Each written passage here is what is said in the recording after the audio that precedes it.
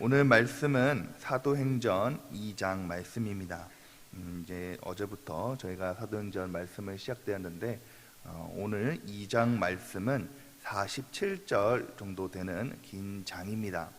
이 2장을 우리가 단락별로 보면은 이제 세 단락으로 나눌 수가 있는데 1절부터 13절 까지는 이제 성령이 임하시는 모습을 기록하고 있습니다. 그리고 14절부터 42절까지는 이제 베드로가 많은 군중들에게 설교하며 또 많은 군주 3,000명이 되는 사람들이 회개하며 돌아오는 역사를 기록하고 있고, 그리고 세 번째 단락은 43절부터 47절까지는 이제 초대교회의 이제 공동체가 세워지는 모습을 기록하고 있습니다. 시간상 우리가 다 다룰 수가 없기 때문에 2장의 첫 번째 단락인 우리 1절부터 13절 말씀을 오늘 함께 말씀을 나누고자 합니다. 오늘 2장 우리가 읽었던 1절부터 13절까지의 내용은 우리가 너무나도 잘 알고 계시는 말씀이고 또 장면입니다. 바로 성령께서 강림하여 주셔서 그곳에 있는 모든 제자들이 성령 충만해지는 첫 역사적인 사건을 기록하고 있습니다. 우리 1절부터 3절 말씀을 다시 한번 읽겠습니다. 오순절 날이 이미 이르매 그들이 다 같이 한 곳에 모였더니 호련히 하늘로부터 급하고 강한 바람 같은 소리가 있어 그들이 앉은 온 집에 가득하며 마치 불의 혀처럼 갈라지는 것들이 그들에게 보여 각 사람 위에 하나씩 임하여 있더니, 오늘 말씀에 보면 오순절 날에 이제 성령께서 임하십니다. 예수님께서 승천하시고 나서 한 열흘 정도 시간이 지난 시간입니다. 그동안 이제 오순절 때 120명 가량이 되는 제자들이 함께 모여서 마가의 다락방에서 기도하고 있었다는 것입니다. 전심으로 기도하기를 힘씁니다. 그때에 오늘 말씀처럼 하늘에서 급하고 강한 바람 같은 성령이 오늘 제자들에게 임하게 되고 성령의 충만함을 받게 됩니다. 말씀에 보면 1절 말씀에 보면 오순절 날을 기록하고 있습니다. 오순절 날에 성령이 임하였다라고 기록하고 있죠. 여러분, 오순절은 구약의 맥주절입니다. 우리가 오순절 얘기를 많이 하지 않습니까? 특별히 우리 순복음 교단에서 이 오순절을 많이 얘기하고 있는데, 오순절은 구약의 이스라엘 절기 중에 맥주절이라는 절기에 해당됩니다. 77절이라고도 하죠. 우리가 이번 주에 돌아오는 주에 맥주 감사절을 우리가 보내지 않습니까? 1년에 가장 곡식을 추수하는 날은 바로 즐겁고 행복한 이스라엘의 큰 명절 중에 하나입니다. 근데 여러분, 왜 하나님께서 이 오순절날 택하셔서 특별히 성령을 제자들에게 보내주셨을까요? 이 오순절에는 또 다른 의미가 있는데 희년의 의미가 담겨 있습니다. 희년이라는 것은 안식년, 이스라엘 백성들에게는 7년째 되는 해가 안식년이라고 하죠. 이 7년이 7번 지나고 나서 그 49년이지 않습니까? 그 다음 해가 되는 것이 50년째가 되는 것이 희년입니다. 레위기에서는 이 희년에 대해서 이렇게 얘기하고 있습니다. 레위기 25장 8절부터 10절 말씀을 함께 읽겠습니다. 시작. 너는 7 안식년을 계수할지니 이는 7년이 7번인즉 안식년 7번 동안 곧 49년이라. 7월 10월은 속죄일이니 너는 나팔 소리를 내되 전국에서 크게 불지며 제50년을 거룩하게 하여 전국 거민에게 자유를 공포하라. 이 해는 너희에게 희년이니 너희는 각각 그 기업으로 돌아가며 각각 그 가족에게로 돌아갈지며 라고 레위기 25장 8절에서 10절에 기록하고 있습니다. 이 희년이라는 것은 이제 얼매였던 종들이 풀려나게 되는 해입니다. 고대에는 이제 노예제도가 있지 않았습니까? 이스라엘에게도 이 노예제도가 있었는데 이제 어쩔 수 없이 이 노예 생활을 하고 있던 종들을 생활하고 있던 사람들이 희년이 되면 49년이 지나서 50년이 되면 이제 자유하게 됩니다. 풀려나게 됩니다. 아무 대가 없이 풀려나게 됐죠. 그래서 자유가 선포되고 종이 다시 자유민으로 돌아가는 신분의 변화가 일어나게 되는 것입니다. 말씀을 묵상하면서 성령이 특별히 오순절날 임하신 이유를 생각해 보았습니다. 하나님께서 아무 계획 없이 아무 뜻 없이 성령을 보내주신 것이 아니라 바로 이 성령을 보내주심으로 인해서 이 제자들에게 자유함이 일어나겠다는 것이죠. 여러분, 어떤 것에서 자유하게 됩니까? 이 제자들을 얼매배웠던 모든 악한 권세에서, 세상적인 가치관과 또 자기 중심적인 삶에서 자유하게 되는 것입니다. 성령 충만하기 전까지는요, 이 제자들은 두려움에 매여 있었습니다. 아직도 예수님을 못 박았던 권세 있는 자들은 아직도 건재하고요, 또 예수님은 승천하셨죠. 그리고 언제 잡혀가, 그렇기 때문에 이 제자들은 우리도 언제 이 권세 있는 자들에게 잡혀가 죽을지 모르는 두려움이 있었다는 것입니다. 그런데 성령 충만함을 받은 후부터는 이 두려움을 이기게 되고 변화되어서 담대하게 복음을 선포하죠. 오늘 말씀처럼 성령 충만함을 받은 자에는 각기 방언으로 복음을 선포하고 또 복음을 증거하는 모습을 보입니다. 특별히 사정에 보면요, 사도행전 4장 18절에서 20절을 말씀해 보면요, 이 대제사장과 공회 앞에서 담대하게 복음을 증거하면서 이제 대제사장이 너희는 이 복음을 전하지 말라라고 얘기했을 때 우리는 이것을 보고 들은 것을 말하지 않을 수 없다라며 담대하게 얘기합니다. 4장 18절부터 20절 말씀을 제가 읽겠습니다. 그들을 불러 경고하여 도무지 예수의 이름으로 말하지도 말고 가르치지도 말라 하니 베드로와 요한이 대답하여 이르되 하나님 앞에서 너희의 말을 듣는 것이 하나님의 말씀을 듣는 것보다 옳은가 판단하라. 우리는 보고 들은 것을 말하지 아니할 수 없다 하니 라고 기록하고 있습니다. 이전에는요, 성령 충만 받기 전에는 두려움이 이 제자들을 지배하고 있었고 또 실패감, 또 낙담함들이 이 제자들에게 마음속에 있었다는 것이죠. 그러나 성령께서 이 제자들에게 임하게 되니까 그 모든 세상적인 감정 또 두려움에서 자유하게 되고 확신과 평안을 얻게 되어서 이제 자신을 두렵게 했던 사람들 앞에서도 담대하게 복음을 증거하는 그런 제자들이 되었다는 것입니다. 또한 이 오순절에 임했던 것은 임한 제자 성령이 임했던 그 의미는 바로 회복함에 있습니다. 여러분, 성령 충만하기 전까지는 예수님께서 부활하셨지만 이 제자들에게는 아직까지도 세상적인 그런 생각이 갇혀 있었습니다. 어제 담임 목사님께서 1장 설교 중에 내용 중에 1장 3절에 보면 예수님께서 이 제자들에게 하나님의 일을 말씀하셨지만 1장 6절에 보면 이 제자들은 아직도 예수님에게 예수님, 이 이스라엘 나라를 회복하심이 이때이니까 라고 말하고 있는 것입니다. 무슨 말씀입니까? 예수님께서 이제 정치적으로 이스라엘을 로마의 손으로 회복시키셔서 왕이 되시고 우리가 예수님 곁에 있어서 우리가 한자리 하는 것이 지금입니까? 라고 예수님께 물어보았다는 것이죠.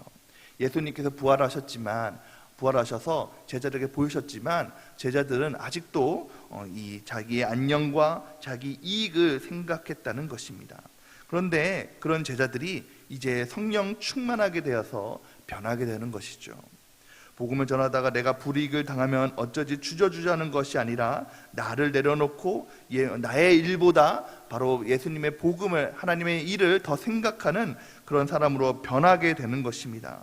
세상의 가치관과 세상의 권세와 생각에 매인 종이 아니라 하나님의 자녀됨을 회복하는 신분의 변화가, 회복이 일어나게 됐다는 것이죠. 이 성령 충만함의 신분을 회복하는 증거의 기적은 바로 오늘 읽었던 우리 말씀에서도 일어나게 되는 것입니다. 오늘 우리가 읽었던 말씀, 우리 8절과 9절, 10절 말씀을 함께 읽겠습니다. 우리 각 사람이 난 곳 방언으로 듣게 되는 것이 어찌 됨이냐. 우리는 바데인과 메데인과 엘레인과 또 메소보다미아, 유대와 갑바도기아, 본도 아시아, 부르기아와 밤빌리아, 애국과 및 구레네에 가까운 리비아, 여러 지방에 사는 사람들과 로마로부터 온 나그네 곧 유대인과 유대교 들어온 사람들과. 말씀에 보면은 이제 제자들이 성령 충만함을 대해서 회복되는 증거로 각국의 언어로 이제 방언을 하기 시작합니다. 여러분, 우리가 창세기 11장 9절 말씀에 보면 바벨탑 사건 이야기가 나옵니다. 이 사람들이 하나님께 대항하기 위해서 흩어짐을 면하자라는 목적을 가지고 바벨탑을 쌓는데, 이 바벨탑을 쌓는 가장 큰 목적은 우리가 하나님처럼 되자, 우리가 하나님께 휘둘리지 말고 우리 생각, 우리 계획, 우리 뜻대로 우리가 살아가자라는 것에 있습니다. 교만한다는 것이죠.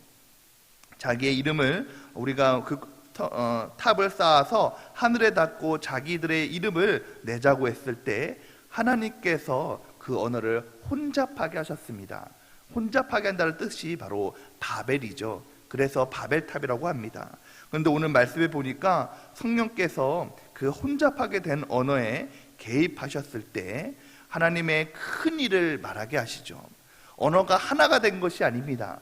오히려 각국의 언어로 하나님께서 큰 일을, 하나님의 복음을 전파하게 하셔서 모든 일들이 이스라엘에 국한되었던 그 복음의 그 영향력이 모든 사람들에게 들을 수 있도록 큰 일이 복음에 전파되게 되었다는 것이죠.